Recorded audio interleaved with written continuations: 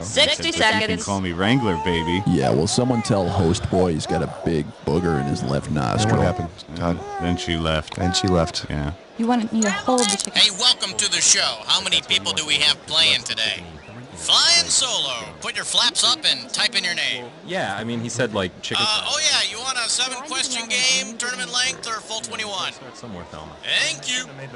People, I don't have time for this. Not my call. Okay, now remember this. Your buzzer is going to be the letter B, as in Bob. Why would Hollywood make a movie like that? Hollywood. 20 seconds. They don't make movies. It's silly. That's Boo boy, look alive. When a question pops up, you gotta buzz in. Then you pick your answer on the screen and hit the right number on your keyboard. You follow me? It's so simple, my mother could do it. 10 seconds. Good luck. 9. Okay, 8, lose the desktop. 7, 6, 5. Go to black. 4.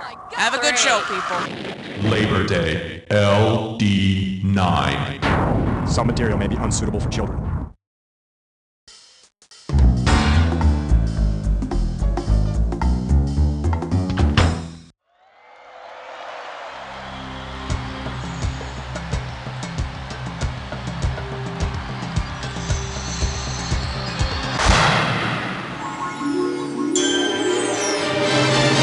It's time for the show where high culture and pop culture collide. Okay, welcome to You Don't Know Jack Movies. Hold on to your ticket stub in case you need to leave the game at any time, okay? I see you're doing your Han Solo impersonation there. Solo, get it? Yeah. I need a category.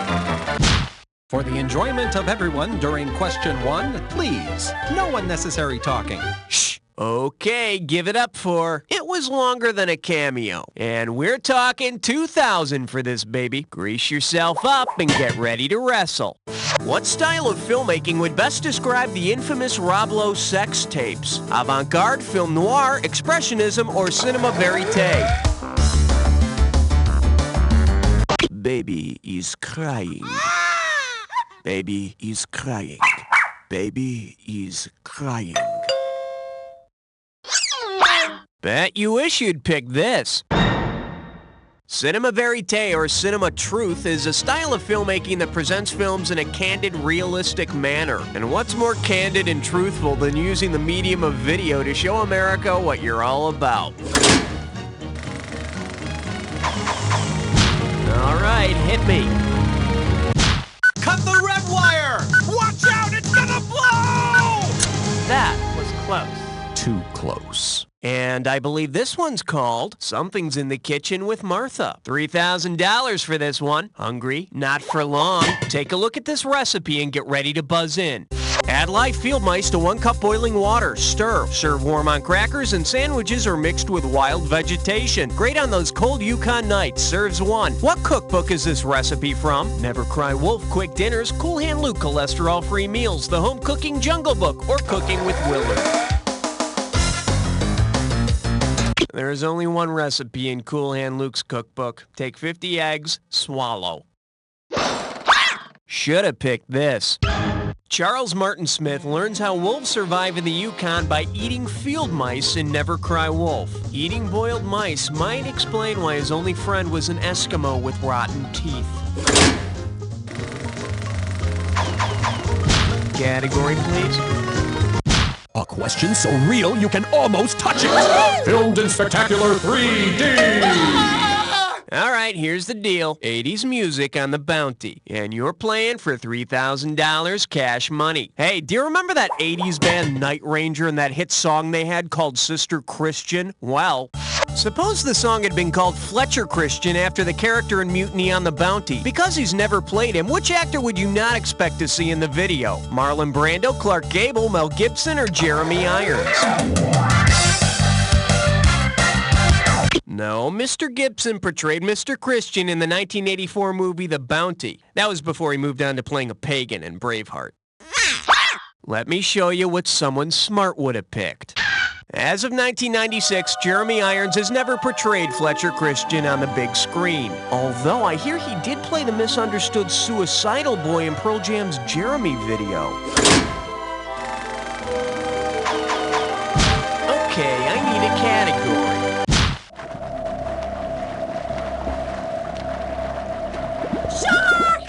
This category's known as Hell on Wheels. This one's worth $1,000. Hey, you know that MTV show Road Rules? Well, if the cast of MTV's Road Rules were given instructions to drive toward the second star on the right and straight on till morning, where would their next assignment be? Wonderland, Never Neverland, Brigadoon, or Cleveland?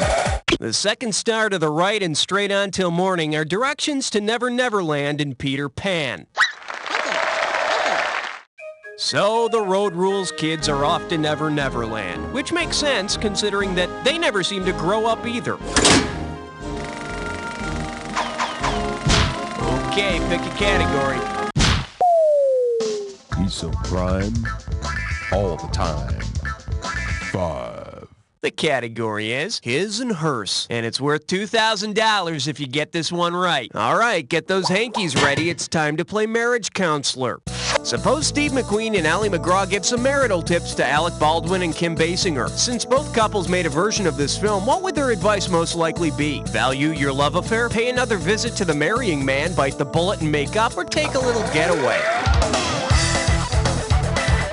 The romance between Steve McQueen and Ally McGraw began on the set of The Getaway, and real-life couple Basinger and Baldwin starred in the 1993 version. And if your getaway includes being chased by angry henchmen, it adds spice to your romance. All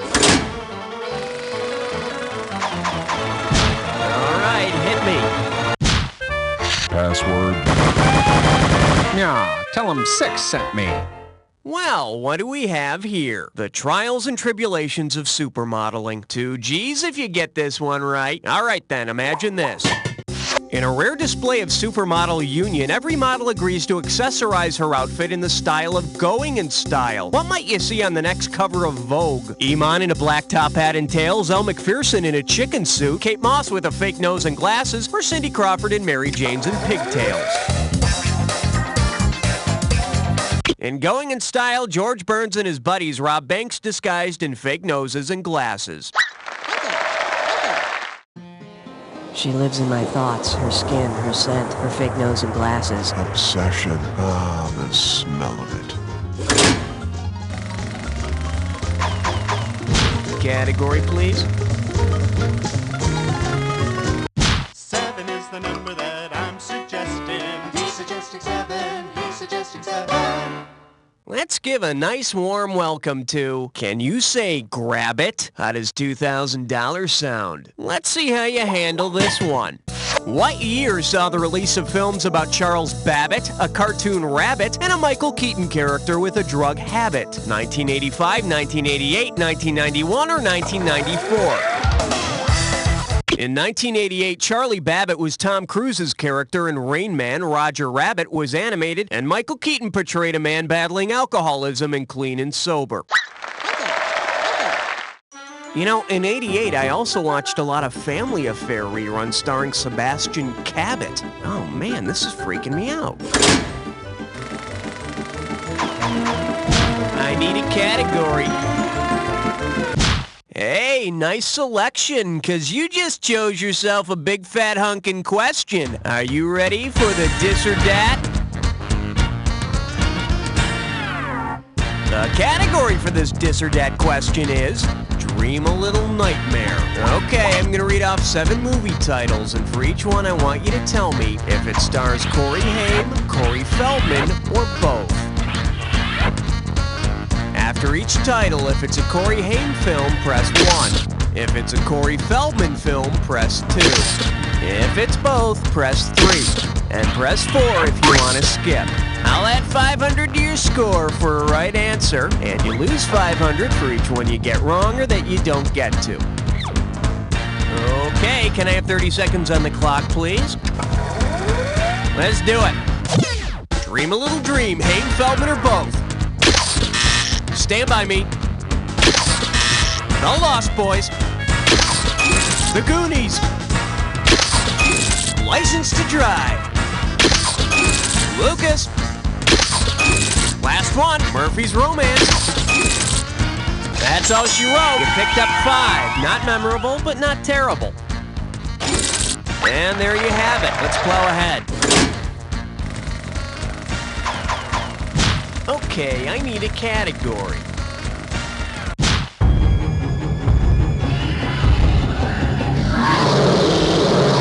Coming at you, rats! $3,000 on the table for this one. Get your finger out of your ear and listen up. We're going.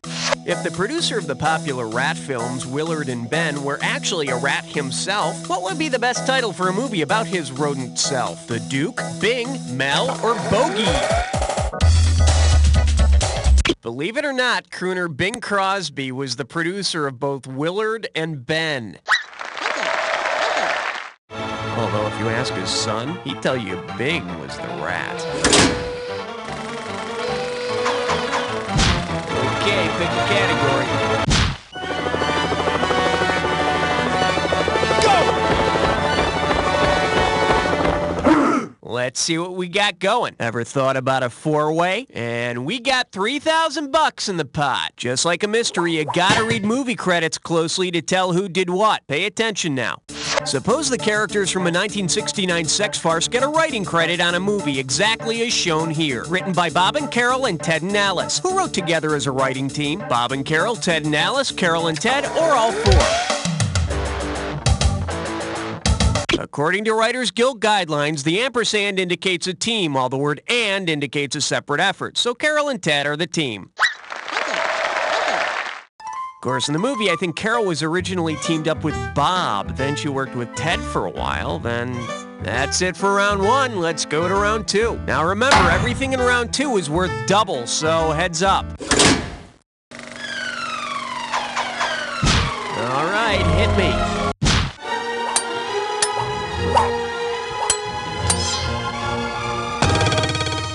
This one's called Run for Your Lives! You get 4,000 clams for this one. You know, sometimes they say your worst enemy is yourself. Well, that's what they say.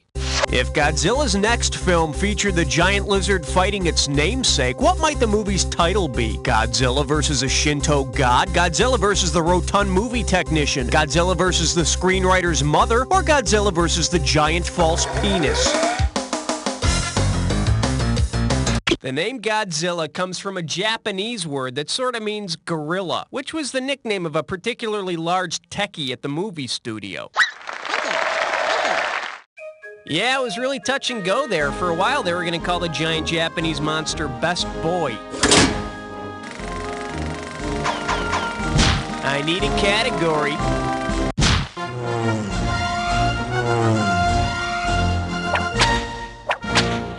Say hello to. You should put something on that bee sting. 4,000 big ones for a right answer here. Just step up and take a swing at this one.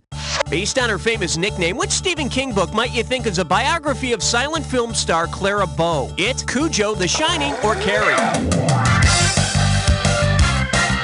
Huh? Here's what you should have picked. Clara Bow was known as the It Girl. It referred to her sexual charisma and the fact that sometimes she turned into an evil clown. Okay, I need a category.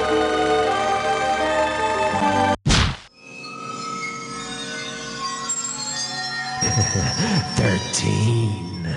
Now showing, Bono Knows Movies. And get this one right, you got 4K coming your way. Put it in gear, cause here we go.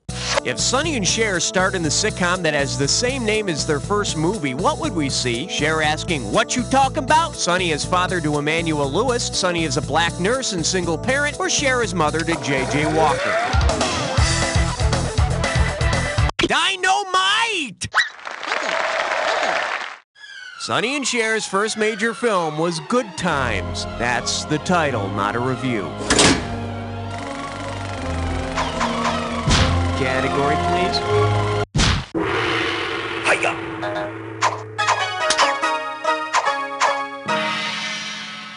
The category, Baggage of the Apes. Play your cards right, you win $4,000. Hey, you know how those American Tourister commercials have that gorilla who likes to attack luggage? Suppose the American Tourister gorilla headed to Hollywood and started attacking plot twists about luggage. On which film's plot twist would he most likely wreak havoc? What's Up, Doc? The Carpetbaggers, Congo, or moving violations?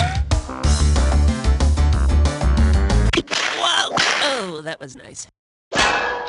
Let's see what a correct answer looks like. In What's Up, Doc, there is not one, but 4 plaid overnight cases that are the impetus for the whole crazy mix-up. And of course, Barbra Streisand plays the girl smack dab in the center of it all. You know, the girl with the fabulous hair, nails, and makeup who has no place to live. I need a category. For your enjoyment, that's easy for you to say. $6,000 on the table, better make it good. Pull out your antenna and get ready to buzz. Which of the following lists a movie about a bank heist, a movie about a noodle shop, and a movie about a bank heist? Alfie Ishtar Okefenokee, Clute Cuffs, California, Zentropa Ninochka, Oklahoma, or Rafifi Tampopo Top Copy? Rafifi Tampopo Top Copy. A bank heist, a noodle shop, and a bank heist. I hear they're filming remakes of these films for today's audiences. They're going to be called Bank Heist, Noodle Shop, and Another Bank Heist. All right, hit me. Uh-oh, best of hits fried spore. It's time for a ticklish test come. One gibberish category coming up. Kinky adventures in third world countries. If you move quick, you can make up to 10,000 smackers on this gibberish question. Now listen up. Every second and a half, some of the cash is going to disappear. So if you want to win big, you got to be quick. All right, get ready and tell me, with what film term does this rhyme? Wax. Oi, Haitian groove me. And don't be fooled by the... Go for it. Type in your answer and hit return.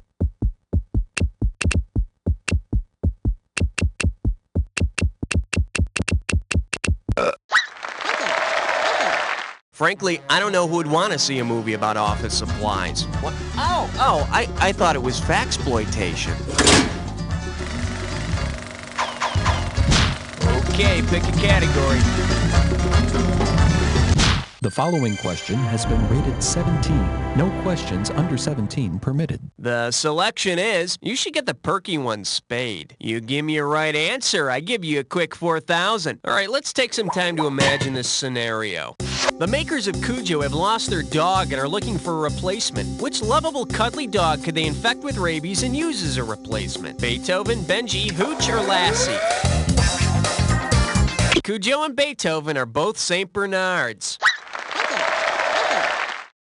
I wonder if Cujo ran off to star in the next Beethoven movie. Well, the stupid dogs killed the kids, but he's just so lovable.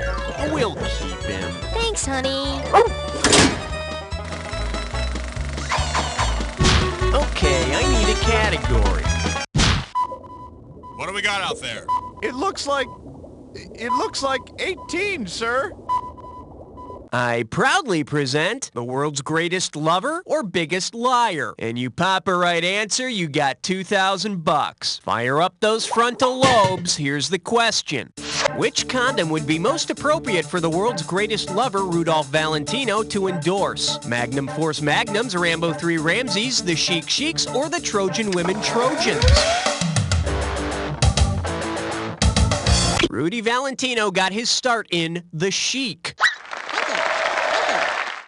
Once he'd moved on from the Chic, Rudolph claimed he had a lot more feeling in his parts. Category, please.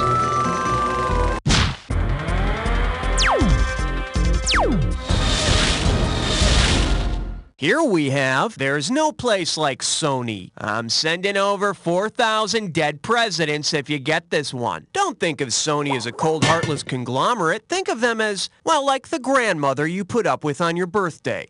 Because it's not owned by Grandma Sony, which production company will not receive a card on its birthday with a $5 bill enclosed? Son Triumph, niece TriStar, nephew New Line, or granddaughter Columbia?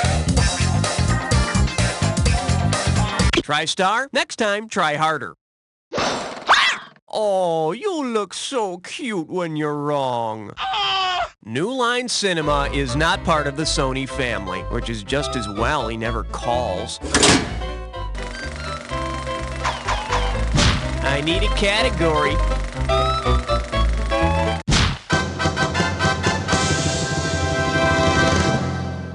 Chew on this, because Ruth isn't very menacing. 6,000 big ones for a right answer. Whoa, must be tough. Strap on your helmet, we're going in.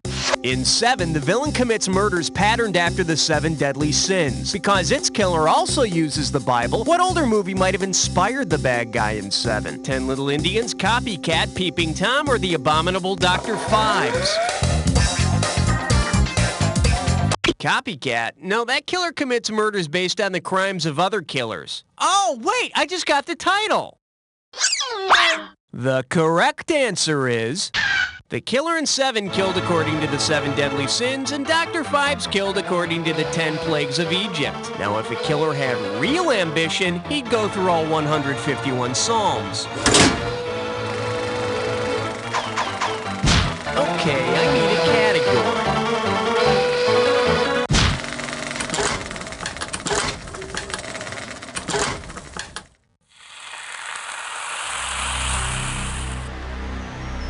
Time. Ah, you think you know the attack, huh? I got news for you. Not all attacks are equal. Here's your clue.